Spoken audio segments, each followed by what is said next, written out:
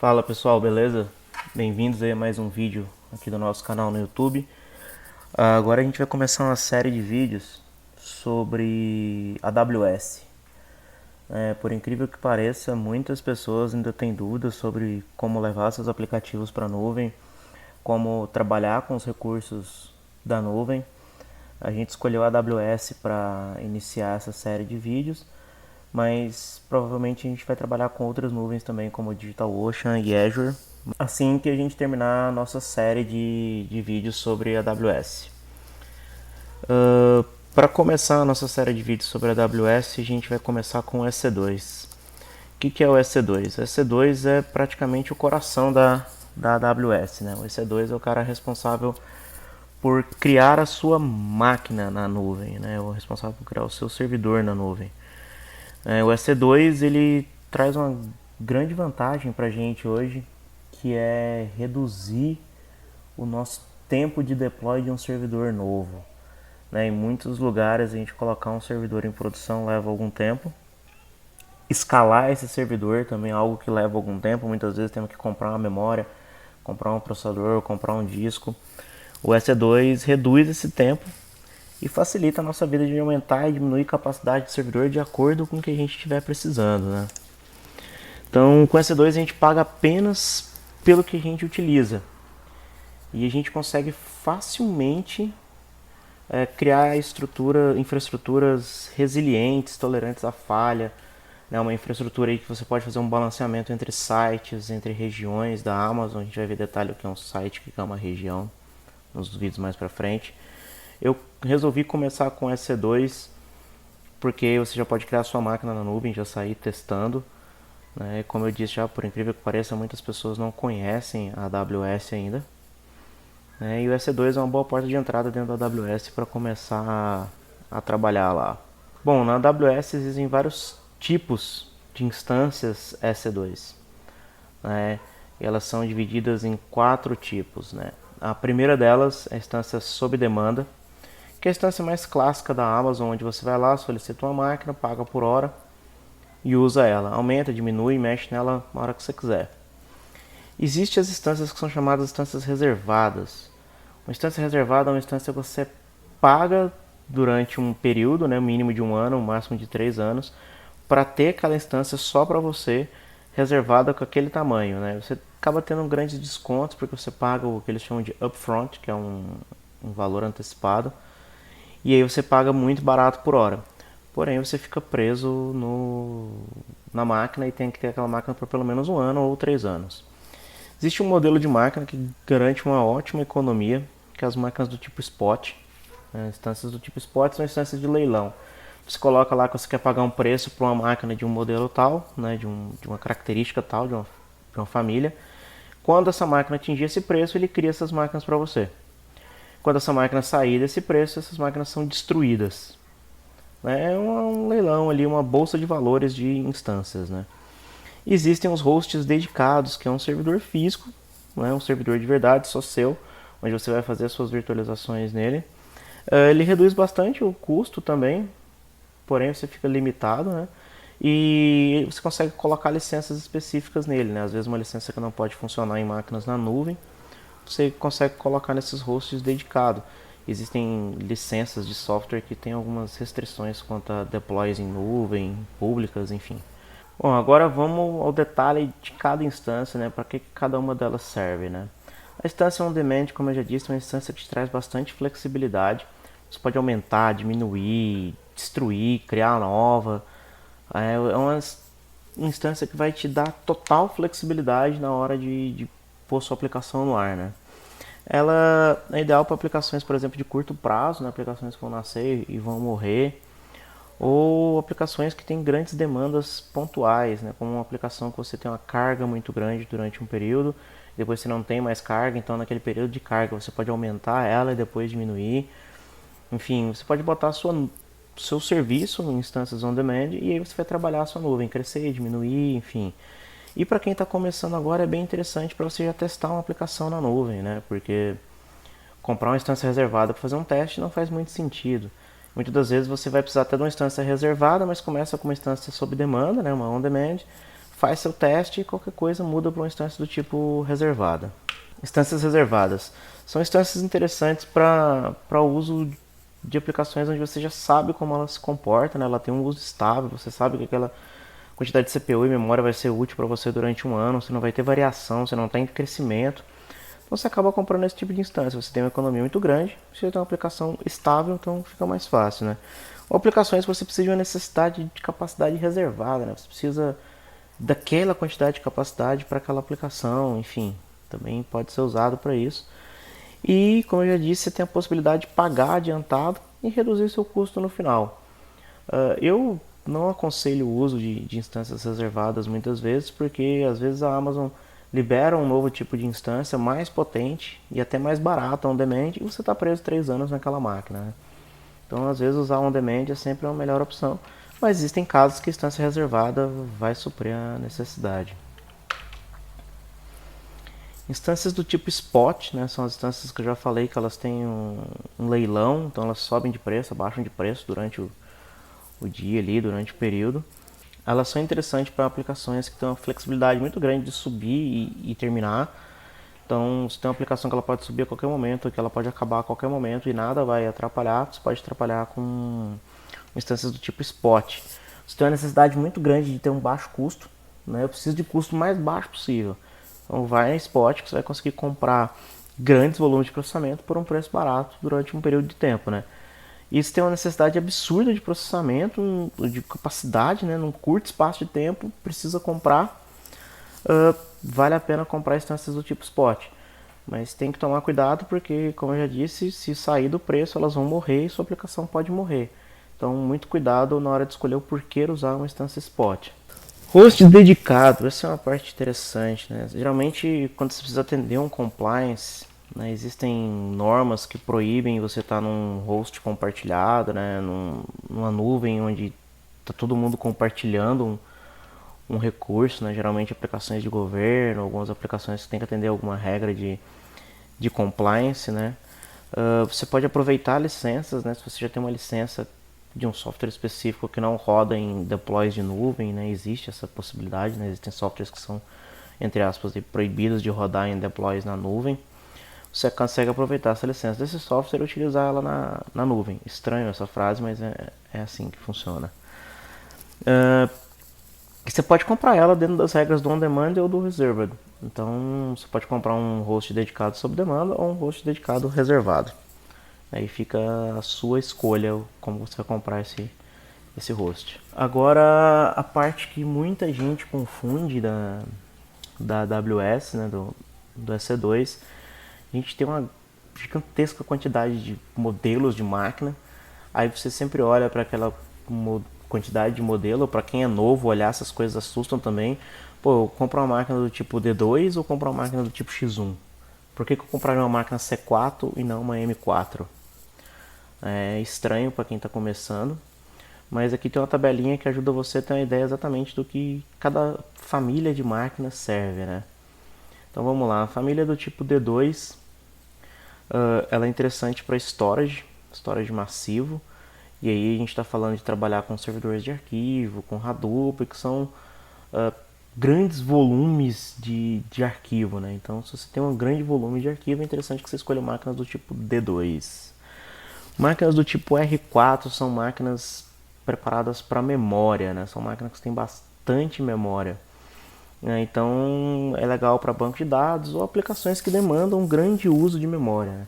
Se tem uma aplicação que demanda muito uso de memória, uma instância do tipo R4 é legal. Um banco de dados também é interessante, tem bancos de dados que consomem muita memória. A gente tem a máquina de uso geral, que são as máquinas do tipo M4. Então você quer subir um servidor de aplicação, geralmente vai atrás das máquinas M4, né? Enfim, servem para tudo, são máquinas genéricas, né? Uma família genérica, não sabe o que fazer, sobe o M4 e testa nela. A gente tem máquinas do tipo C4, que são máquinas específicas para processamento, muito boas para banco de dados que exigem grande processamento ou aplicações que estão consumindo muito CPU. Se tem uma aplicação que ela tem um grande consumo de CPU por característica dela, é interessante que ela rode dentro de uma máquina C4. A gente tem uma parte interessante também, que são as famílias G2, que são máquinas de uso de gráfico, né, para você trabalhar com gráficos.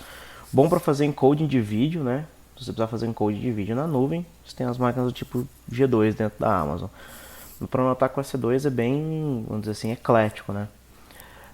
Vamos lá, máquinas do tipo I2 são para storage de alta velocidade. Então você está falando aí de bancos do tipo NoSQL, que necessitam de uma alta performance, né? Ou qualquer outra coisa que necessite de acesso muito rápido em disco. Temos também as máquinas de FPGA para aceleração de hardware, que são as máquinas do tipo F1. Temos também uma máquina de uso geral para baixo custo. Geralmente você quer fazer um ambiente de desenvolvimento, um testezinho, criar uma estrutura para provar um conceito. Você pode trabalhar com a família T2, que são máquinas de uso geral de baixo custo. Também pode ser usado para servidor de aplicação, pequenos bancos de dados, web server ali para você botar o seu site, dependendo do nível de acesso que ele tiver. E para quem quer começar na Amazon, é interessante trabalhar com instâncias do tipo T2. Temos também a família P2, que são máquinas de uso geral de GPU. Então é uma coisa que demanda muito processamento de GPU. Um exemplo é Machine Learning. Então você pode trabalhar com Machine Learning nas máquinas do tipo P2, que você vai ter um desempenho muito maior. E a gente tem as máquinas do tipo X1, que são máquinas mais otimizadas ainda para memória. Pode trabalhar aí com a Apache Spark aí dentro delas, um exemplo, que você vai ter um grande uso de memória. Tá, mas vamos lá. Eu tenho todas essas famílias. Ah, significa que eu não posso ter um storage dentro de uma máquina M4? Não, você pode ter. Pode ter à vontade. Mas cada família dessa foi criada para uma função específica. Então seria interessante que você colocasse a máquina de acordo com a função que você quer. Então eu preciso de memória para o meu banco de dados. Eu vou na família R4. Então é buscar sempre qual a família se adequa melhor à sua função, né, que você precisa. Agora a gente vai entrar aí no dashboard da Amazon, conhecer um pouquinho ele, vamos ver como a gente cria uma instância, como a gente lança essa instância, como a gente coloca ela disponível na internet, como a gente conecta nela e começa a usar ela para levar nossos aplicativos para a nuvem de verdade. Então, esse aqui é o dashboard da AWS, onde a gente vai criar os nossos recursos, né? Bom, aqui onde a gente escolhe onde a gente vai criar as nossas máquinas, né? A gente pode criar uma máquina em São Paulo, eu vou criar a nossa máquina aqui em Virgínia, mas a gente tem data center espalhado pelo mundo todo, né? Então aqui a gente vai escolher os nossos serviços, né? Vamos escolher o serviço EC2. Na verdade, isso a gente vai na aba Services, a gente vai ver que a Amazon tem bastante serviços, né? Nessa série de vídeos a gente vai abordar boa parte desses serviços aqui para mostrar como que a gente consegue construir uma boa infraestrutura, né? Vamos lá criar a nossa máquina. Aqui a gente pode ver que, bom, tá tudo no zero, estou criando tudo novo, né? Eu tenho um Security Group, que é o Security Group Default, que a Amazon já cria. Para iniciar uma nova instância, um Launch Instance. E aqui eu tenho a tela onde eu faço o lançamento, né? Onde eu coloco a minha instância no ar. Né? Ele pede para a gente escolher qual que é a nossa Amazon Machine Image, né? Que é o AMI. A gente tem algumas AMIs de Quick Start, que são AMIs tipo de Ubuntu, SUSE Linux, Windows, Red Hat, Amazon Linux. A gente pode ter AMIs customizadas.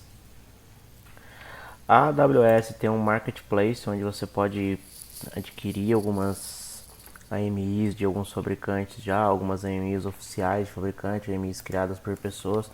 Vamos citar um exemplo aqui da AMI do CentOS. Por exemplo, se quiser usar o CentOS 7, tem uma AMI pronta. E tem as AMIs da comunidade também. Então eu sugiro a gente trabalhar sempre com AMIs aqui do nosso marketplace. Ou então aqui a AMI do Quick Start aqui. Vamos subir uma máquina Ubuntu aqui para teste, né? Então a gente seleciona qual é a AMI que a gente quer. E aqui a gente tem aquela parte que eu já tinha comentado anteriormente sobre os modelos de máquinas, né? Então a gente vê que a Amazon dá uma ajudinha pra gente, diz qual é a família, para que ela serve, né? Qual é o tipo de máquina. Você tem por um ano uma máquina T2 Micro gratuita na Amazon se a sua conta for nova, né? Então você pode estar trabalhando com T2 Micro, que a gente vai trabalhar aqui nessa série de vídeos, que é gratuita e a gente economiza um trocadinho. Mas aqui você vê que tem máquinas com muita memória RAM, né? Que a memória RAM, a gente pode ver que essa máquina está com 256 GB, que é uma M4 16X Large.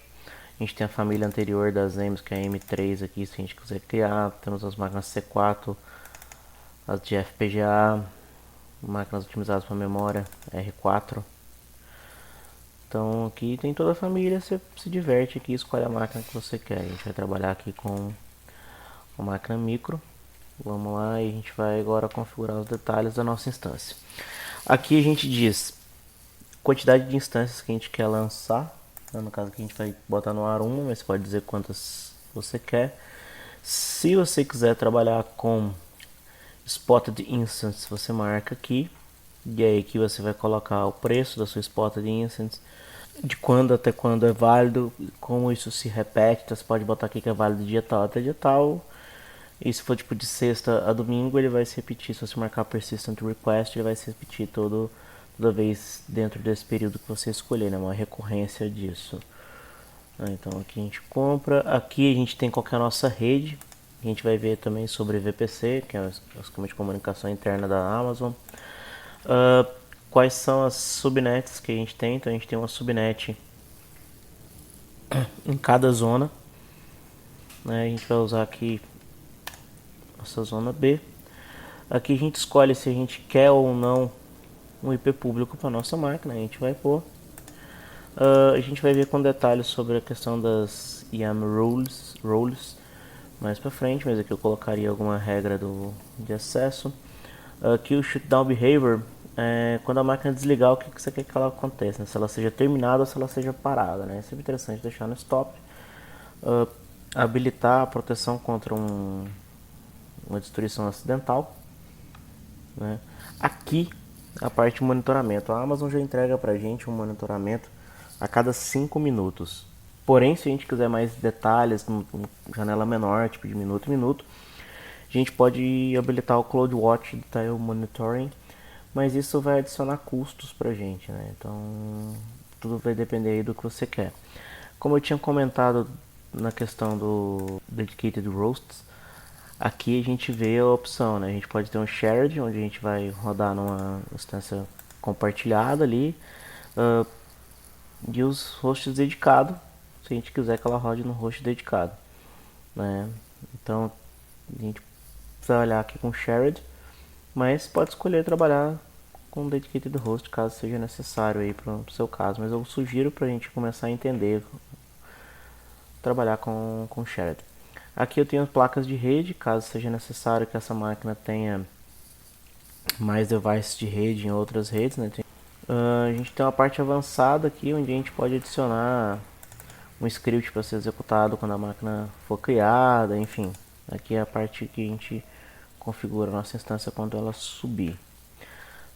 Depois a gente vai adicionar o nosso storage, né, onde a gente vai armazenar. Então a gente vai armazenar o nosso disco aqui, o nosso volume root. A gente tem várias opções de volumes. A gente tem volumes de General Purpose SSD, que são os GP2, que são discos de Solid State Drive. A gente tem com a I/O provisionada e a gente tem os discos magnéticos, né? O disco magnético é um dos mais baratos que a gente vai ter. Provisioned I/O que é o I/O é um disco um pouco mais caro. E General Purpose é um disco de uso geral de SSD, né? A gente marca aqui para deletar quando a máquina for terminada. O tamanho, que 8 GB só para a gente subir a máquina tá bom. Se a gente quiser adicionar mais um volume, basta a gente criar aqui mais esse volume, escolher o tamanho. Se tiver um snapshot já com alguma coisa, a gente pode subir aqui. Enfim, no nosso caso aqui a gente não vai criar, depois a gente vai adicionar as tags. As tags são muito importantes para a gente identificar a nossa máquina dentro do nosso pool de máquinas, né? A tag name é a tag que vai dar o nome da nossa máquina. Eu vou chamar aqui de meu servidor web. A gente pode adicionar uma outra tag departamento, por exemplo. E a gente pode adicionar uma tag, por exemplo, centro de custo API02, por exemplo, que é o centro de custo da aplicação 02. Então isso aqui vai ajudar a gente a identificar a nossa máquina nas buscas. Depois a gente configura o Security Group, né? A gente vai criar um novo Security Group para nossa máquina, então vamos chamar de meu servidor SG. Descrição, a gente coloca aqui regras da AP01, por exemplo. Então aqui é como se fosse um firewall virtual, né? Vamos supor que a gente vai pôr uma aplicação na porta 80 nessa nossa máquina. Então aqui a gente tem a conexão SSH para a gente chegar na nossa máquina. Aqui ele dá um warning de que o SSH está aberto para o mundo, né? Se a gente puder, por exemplo, colocar o SSH fechado para o nosso IP, só seria interessante. No nosso caso aqui vai ficar aberto para o mundo para a gente conectar. A gente vai adicionar uma regra aqui de HTTP aberto para o mundo. E se nossa aplicação, por exemplo, tivesse HTTPS, a gente colocaria aqui a regra de HTTPS. Então você vê que é bem simples configurar o nosso firewall. Agora é a hora que a gente vai revisar a nossa instância e lançar ela. Então aqui ele fala que a máquina está aberta para o mundo, devido a SSH está aberta. Mostra as regras, mostra os detalhes da instância, mostra o storage que ela vai ter, as tags que ela vai ter. E aqui a gente faz o launch da instância, que seria lançar ela necessariamente. A Amazon tem um esquema de conexão na instância usando chaves SSH, ou você pode seguir sem um par de chaves. Eu sugiro que você use um par de chaves. No caso aqui a gente não tem nenhuma. Como que funciona a autenticação usando um par de chaves? Basicamente a Amazon coloca nela uma chave pública na instância e te entrega a chave privada. Ou seja, você tem a chave que consegue decriptografar, vamos chamar assim, e acessar a instância. Então só você vai ter acesso à instância. Se você entregar a chave privada para alguém, obviamente outra pessoa vai ter acesso. Então vamos criar aqui o nosso par de chave. O nome meu par. A gente faz o download dele, vai vir para o nosso diretório de downloads e aqui a gente faz o lançamento da instância. Então, ela está subindo. Aqui se a gente quiser ver o log dela, enfim, a gente pode vir aqui em View Instance para ver ela.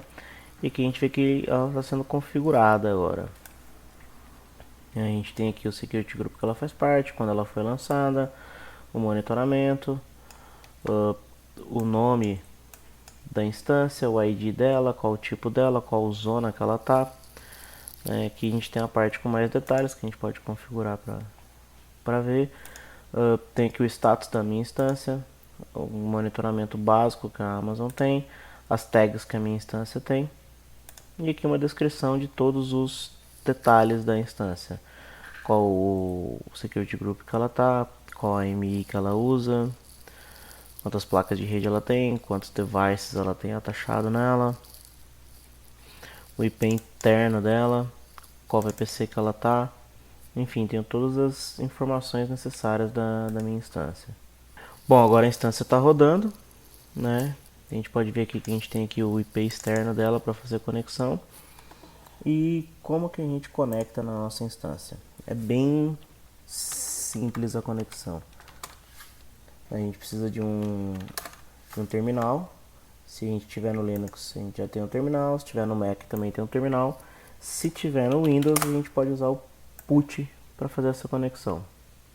Então aqui a gente tem o terminal. Lembra que a gente fez o download do nosso par de chaves. Ele está dentro de downloads no meu diretório aqui, com o nome meupar.pen. Então vamos lá, como que a gente faz a conexão na nossa máquina Ubuntu? SSH, -i para indicar onde está a chave. Não, mas antes a gente tem que fazer um negócio aqui, que eu já ia me esquecendo.